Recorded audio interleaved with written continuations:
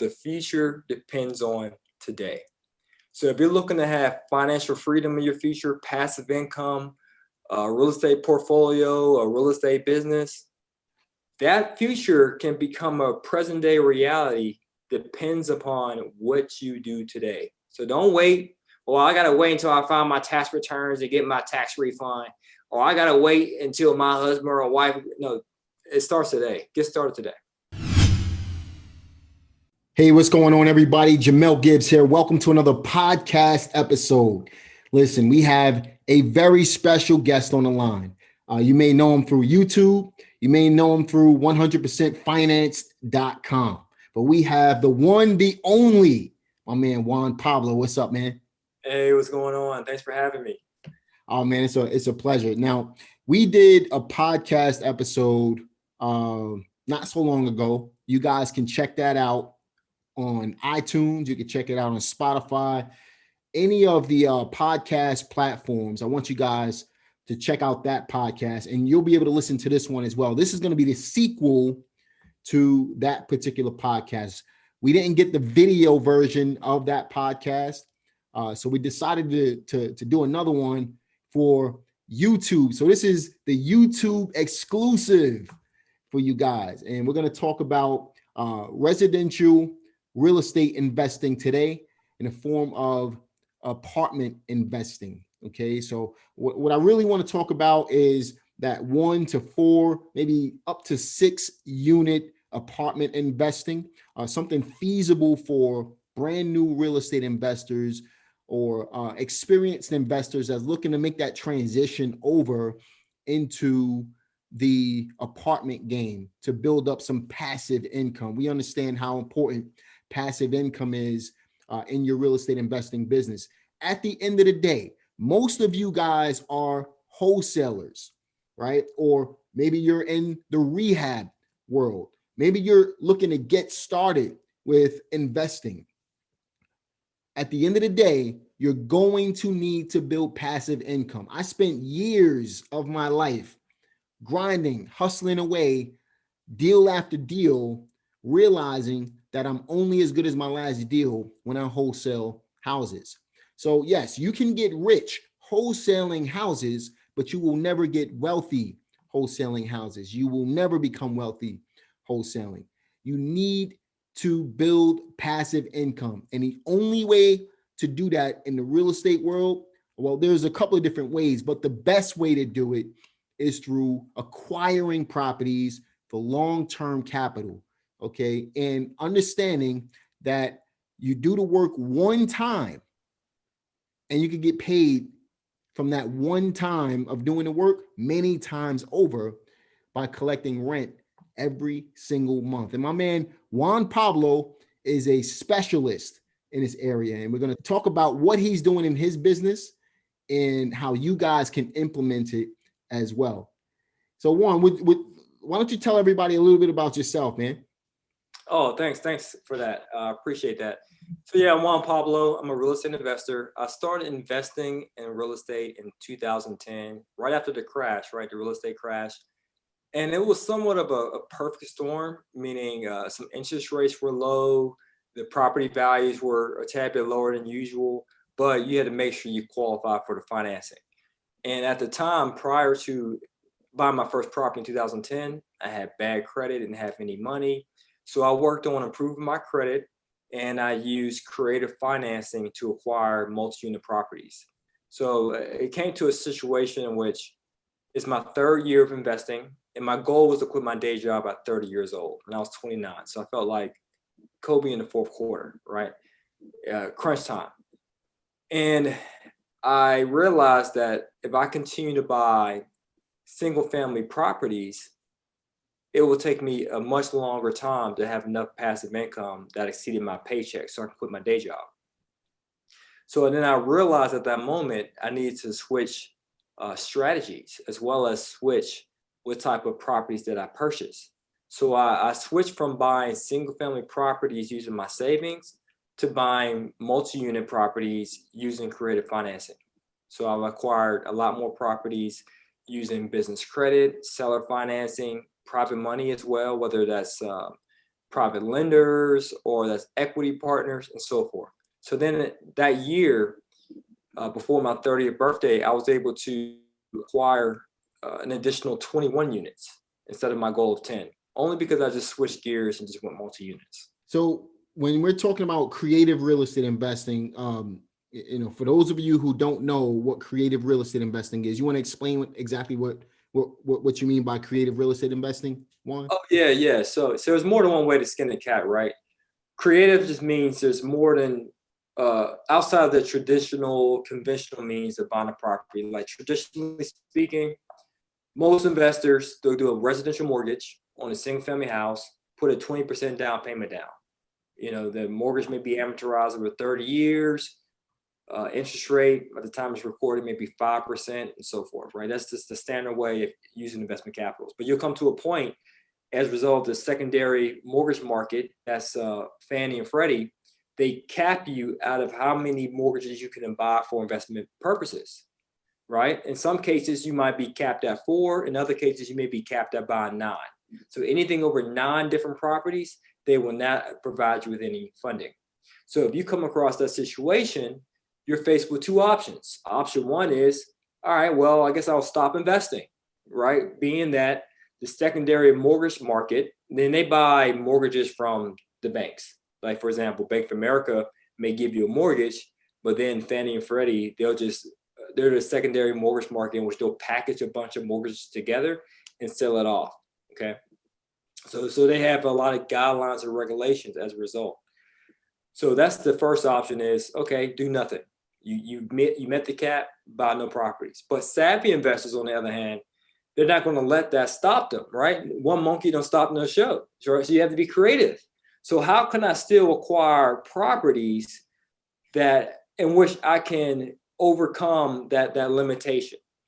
So there's many ways, as I shared a few seconds ago, of skinning that cat, right? One way is, okay, well, you can buy a property using commercial mortgages. So that's the beauty of acquiring multifamily properties. When you buy a property that has more than 5 units, that's considered commercial. Now, commercial mortgage lenders, they play by a different set of rules, a different ball game, in other words, than residential mortgage companies. In fact, they can care less out of how many properties you can own, as long as the property is profitable. Because with commercial, 80% of their underwriting, meaning how they qualify you for the mortgage, is based upon the property, the cash flow, the return, the built-in equity, and so forth. And then 20% is based on the borrower. So they may want to see your credit. They may want to see your financials, like your personal financial statement, tax returns. But the majority of their emphasis is on the property. But when you do residential, it's the exact opposite. 80% of a residential mortgage lender, their focus is on you, the borrower. I want to see your tax returns for the past 3 years.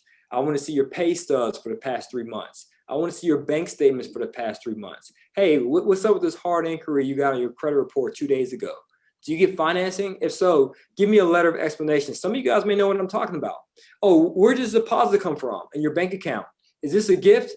Oh, you got it from your mom? Oh, you know what? She needs to write a letter of explanation explaining this deposit. You might get started with residential, but don't stay there.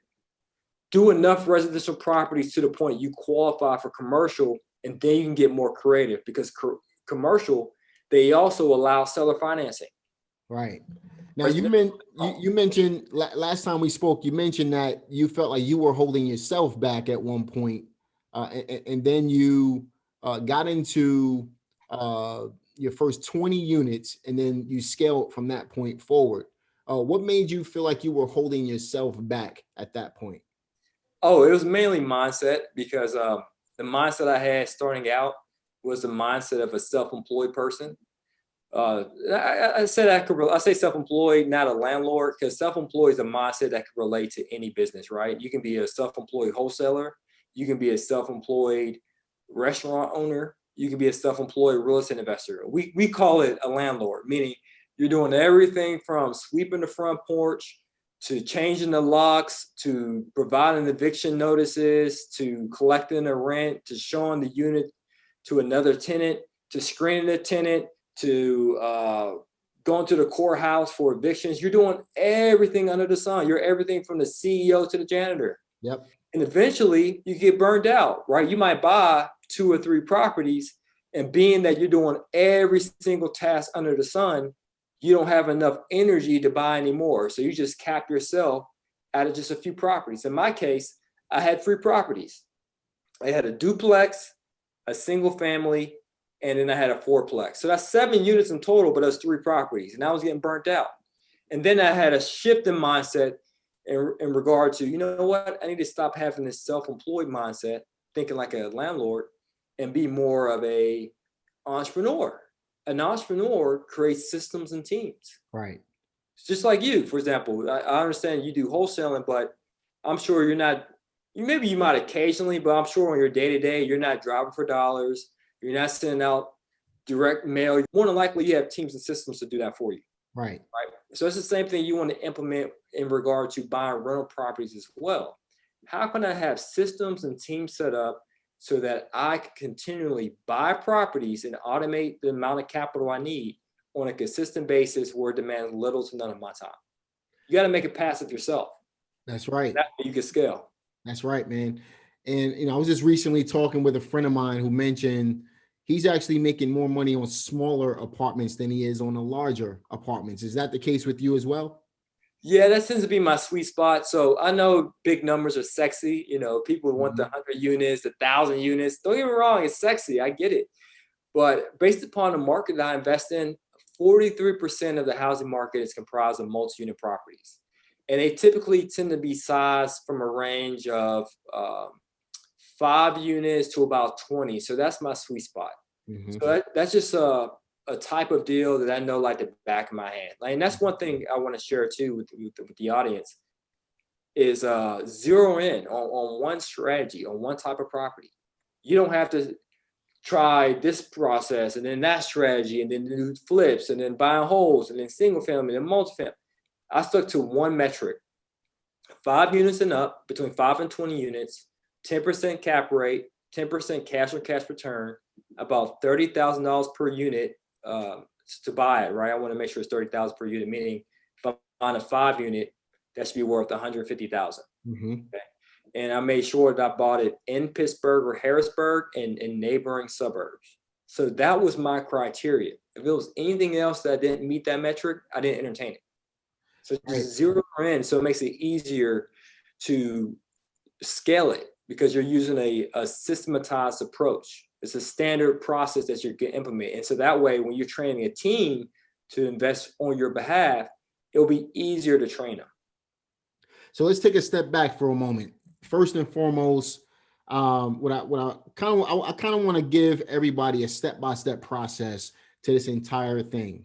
So what we're focusing on right now are smaller apartment units. You mentioned between 5 and 20 units total, right? Mm-hmm. Zero in on exactly what you guys, that was one big takeaway right there. Zero in on what it is that you want to focus on and stick with it.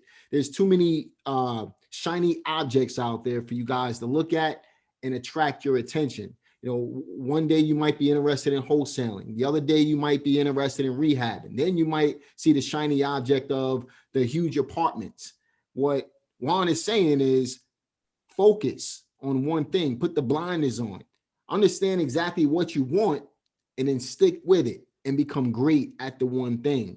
If you decide to add something else into the equation later, then that's entirely up to you.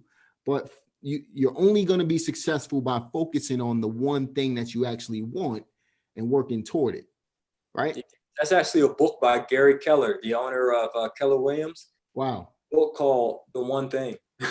Oh, wow. He talks about that too. Even though he's a real estate guy, right? He owns like one of the biggest realty companies out there, but he's an author.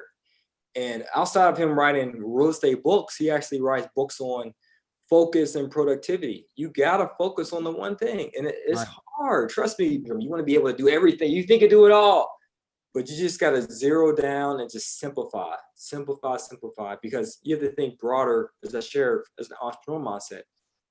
Your system is going to be so simple that you can hire Joe Blow off the street to do it, right? It's just like McDonald's or any other fast food franchise. that particular franchise is ran by a bunch of teenagers. They're not they don't have PhDs. They don't have years worth of training. It's probably their first job, but they're able to, of course they make mistakes, don't get me wrong, but they're able to successfully operate a business off the strength of teenagers. Right. That's how simplified you want your processes to be. And it's hard to simplify process when you have so much other businesses and products going on at once. So many different markets you're investing in, so many different types of deals you're working with, so many different type of lead generation strategies. You're doing direct mail, you're doing driving for dollars, you're doing yellow postcards, you're cold calling. It's extremely different. You're working with agents, you're partnering with other wholesalers. All those strategies work, but you got to zero in and automate one first. And then once you get that on autopilot, then you can go to the next. So let's go a little deeper into this. So if we wanted to provide our listeners with a step-by-step process, right? We understand we're focusing on 5 to 20 units at this point. We want to start building a team in order to be able to acquire these units, ultimately leading us into passive income. What would you say would be a 5-step process to get from point A to point Z in that equation? All right, if you want that 5-step process, you got to cash at me first. Oh, that's fine. All right, so if you want a simple process to get it from A to Z, you mean from going from not owning a property to owning a property? Yeah, so and then having some of the systems and processes put in place to be able to do it as well. Okay, great. So I'll give you a 5-step process, right? First process, and I'll give you just a general overview, not going nitty gritty in depth. But the first phase, we actually break it down into phases. Phase 1 is find the money. Meaning when you're buying multi-unit properties, instead of doing like how most investors do, they find a property first, get on the contract, and then they start running around like a chicken with its head cut off, trying to find the money. When you take that route, sometimes agents and wholesalers may not want to work with you. Like, for example, right? You being a wholesaler, if you get a property under contract with an end buyer and you find out that they don't got the money and they're broke, they lose credibility in your eyes, right? So the first phase is find the money. How are you going to finance this deal? As I shared, there's different creative financing strategies. You're using seller financing, you're using a conventional or residential mortgage, or you're using business credit, or you're using partners. How are you financing? So the first phase is find the money. Second phase, find the deal. You want to find a cash flowing property that's in a safe neighborhood with good returns, with the potential to increase the value. That's what I mean by a deal, right? Because when you ask most people, is that a good deal? They don't know what a deal means. Hey, the seller said they'll give me 50% seller financing. Is that a good deal? Well, how can you determine that, right? What makes a deal a good deal is the cash flow, the cash on cash return, the safe neighborhood, and the potential to increase the value. Okay, so find the deal is the second phase. The third phase is perform due diligence. Just because you see a good deal, right? You got those numbers like, whoa, hey, Juan, it has a great cash on cash return. Oh man, the cash flow is sweet. And it's in a really good market. It's an emerging market even. So the appreciation is coming. Even though it may look good on paper, you have to verify all that stuff. You have to verify the rents. You have to verify the expenses. You have to verify the financials. And you have to verify the state or the condition of the property. It might be a good deal on paper, but there could be a huge issue with the sewer system. So as soon as you buy that property, you have a humongous repair to do, or the extreme water bill as a result of that sewer issue. The water bill is eating away at your cash flow. So you got to perform due diligence. So that's phase 3. Phase 4 is close. Are you going to close remotely, in person? You got to check out that settlement statement, make sure it's accurate. Did you negotiate credits at closing or cash back at closing? And are you going to manage it yourself, or are you going to outsource it to property management? Okay, and are you going to get all the hard copies of the leases and service contracts? Like you have a contract for snow removal, cutting a lawn, wherever your property is located, stuff like that. And so that's 4 phases so far. And then the fifth phase is repeat. So you want to repeat this process every 6 months minimum. So you find the money, you find the deal, perform due diligence, close, repeat. If you do that five-step process every 6 months, you can obtain enough rental properties in your portfolio in your spare time to be able to quit your 9 to 5.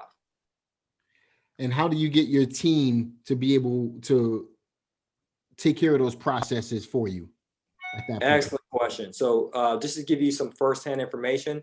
So obviously I did start off bootstrapping my way up to success. So I was doing it all. I was the janitor and the CEO, right?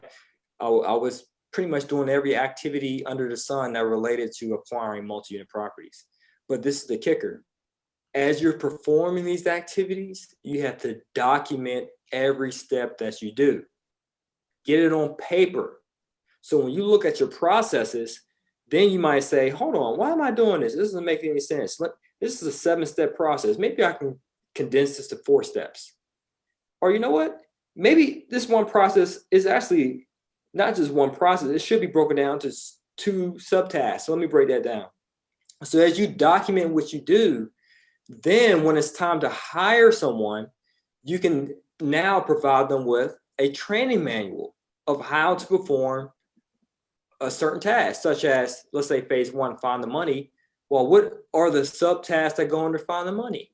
Well, I need to see how much down payment I'm bringing to the table. I got to see what's the minimum payment if I'm using business credit on that minimum credit card payment. I got to see the seller financing. If I negotiated that, what are the terms? What's the interest rate? When do I got to pay this person back? How does that affect the cash flow? Oh, I got to talk to a mortgage company. Okay, am I going to go with a mortgage lender or a mortgage broker? What are the interest rates nowadays? So you see there's a bunch of other tasks that you have to document, and then you can train a new hire on how to perform those tasks. So I would say start off with tasks that the processes are ironclad, outlined, documented on paper, and you can train someone to do it. And then the next thing is you have to track the results. So just because you trained them and gave them a training manual doesn't mean they'll still do it to the degree that you trained them. You have to track the results, right? You have to audit their work. You have to monitor their performance, right? So you have to elevate from being self-employed, technician, in other words, doing everything under the sun, to now becoming a manager. So there's levels to it. Now you're a manager because you're managing processes and you're managing people. Then once you graduate from that, where you're able to manage all the different phases I just outlined, find the money, find a deal, and so forth, then you can truly become where you're no longer managing and you're no longer doing the day-to-day tasks, because you have a team in place who are operating all of your systems and your processes. And like you said, man, think of it like a McDonald's. You want to simplify your systems and processes in such a way that anybody can be able to understand what the systems and processes are and be able to operate your business for you. And you don't want to give too many tasks to the one person, right? You want to spread it out. So that's how you build bigger teams. So for example, Henry Ford, from what I understand, they invented the the assembly line, right? You have the assembly line. One person put on the nuts, the other one put on the bolt, the other one tighten it up, the other one put on the wheel. So it's one person doing one thing at a time, and they became great at the one thing. So if you have a manager that's focusing on finding, let's say, apartment buildings for you, let them focus on finding apartment buildings. If you have someone that's good at renting out the apartment buildings, let them focus on that. But you create systems and processes. You simplify it in such a way to where anybody can do their job and be successful at it. Is that about right, Juan? You got it right on the head. And I'll just add and just make sure they have the competency and capacity to do it. Meaning, if it's sales, right? Or let's say you're searching for deals. And I have someone actually I'm training now. She's going to be my deal specialist. So she's actively searching for deals for us. So with that role, I need to make sure she has that competency of being more of an admin, detail-oriented, analytical type of person. Now, this person's like a happy-go-lucky person, likes to party, hang out, like to socialize. That person, I might want to have them speak with like motivated sellers or agents to gain rapport to sell them on doing business with us. But that might not be a good person that I may need just to do that analytical data entry, deal analysis aspect. So you got to make sure you pair the right personality with the right process that needs to be done. So that's more of a manager aspect. Excellent, man. So really, just kind of gearing this conversation toward what we're going off of today. If you guys are listening, really what we're talking about is automating an apartment building type of business where you can build passive income. You're literally building passive income off of other people's efforts, off of automated efforts. If you can get to that point, when you get to that point in your business, what are some of the benefits of it, Juan? Oh man, you get to kick back and relax. But not to the point where you lose sight. You take your eyes off the wheel. Of course, you still have to check in. It's your business, right? Even though it may be automated, you still have to check in, make sure all the wheels are turning. Right. But that does give you some breathing room to now have shiny object syndrome. That's right. You have that one business automated, and you can say, okay, cool, got this thing on autopilot. Let me pick up this other business or venture that I always had a passion for.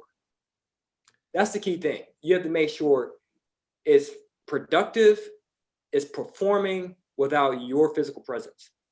Then you can go on to the next shiny object.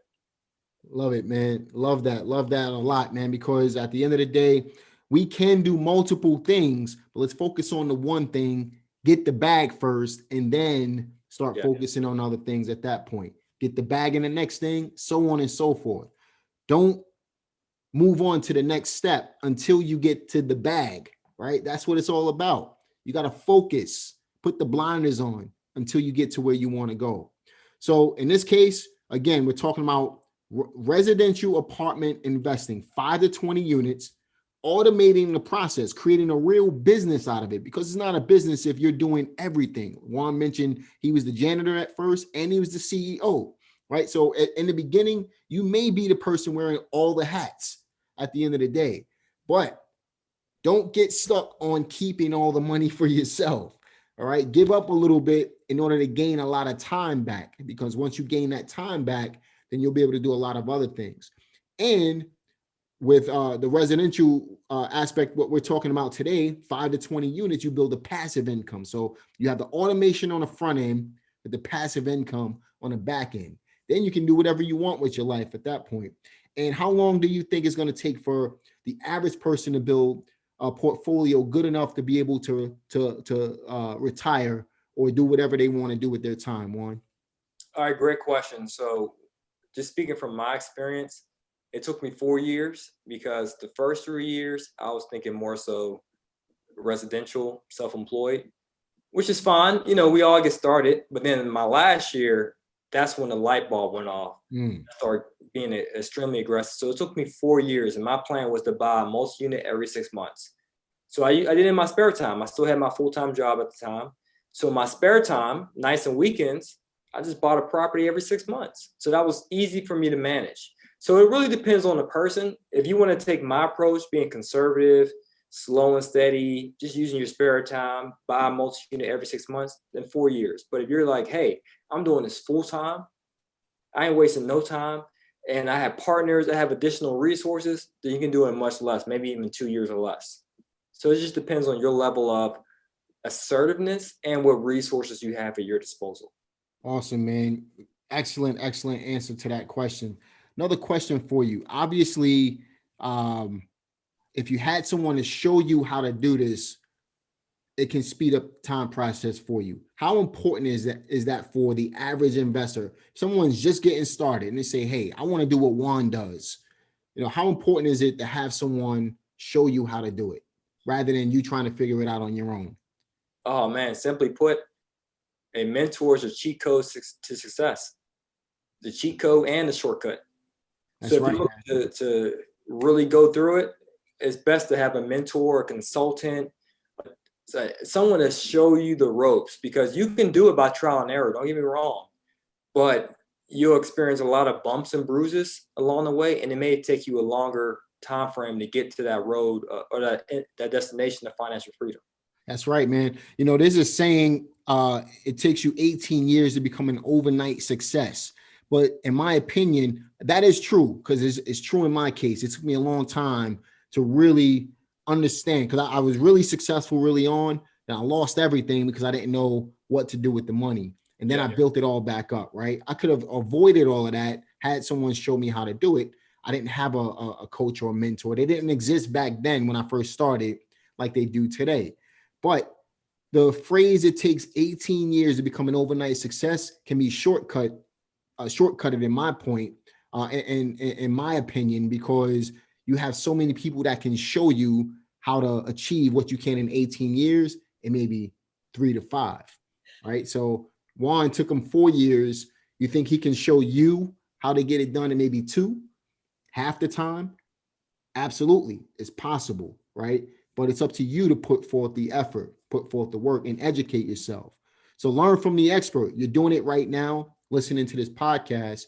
And if our listeners wanted to get more information on how they can work with you, or try to get some more information on how to get started in the small apartment world, where should they go, Juan? Oh, great. I have a free training on our website. If you just go to 100percentfinance.com, that's 100percent finance, FINANCED, 100percentfinance.com. You get a free webinar that shares with you pretty much the ins and outs of how to acquire multi-unit rental properties, even if your credit may not be to the point where you want it to be, or you might not have the cash as of today.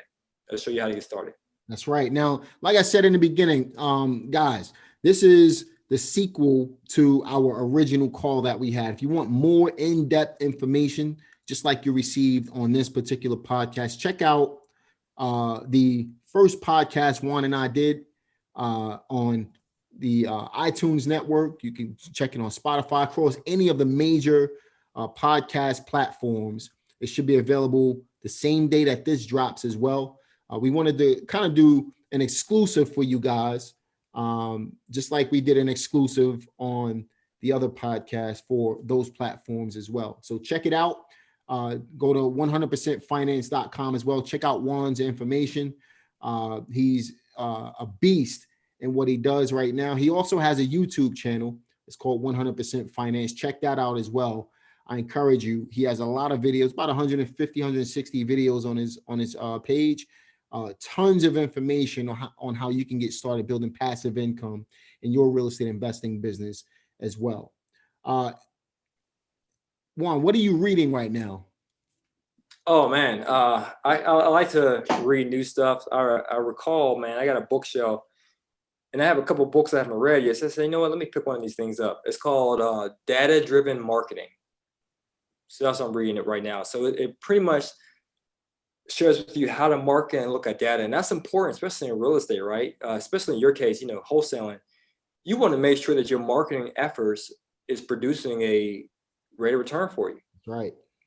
You want to be wasting money sending out yellow cards if you find out that green has a better response rate, or this copy has a better response rate, or that dialing maybe give you a better result than driving for dollars.